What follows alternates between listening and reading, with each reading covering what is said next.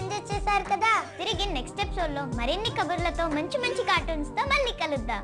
Until then, bye. ఎందుకో ఏమో తుల్లి తిరిగెను మనసే, పిచ్చి పరుగులు తీసే వెళ్ళి విరిసెను వయసే. ఎందుకో ఏమో గుండె దరువులు వేసే, కొంటె తలపులు తోచే పొంగి పొరలేను ఆసే.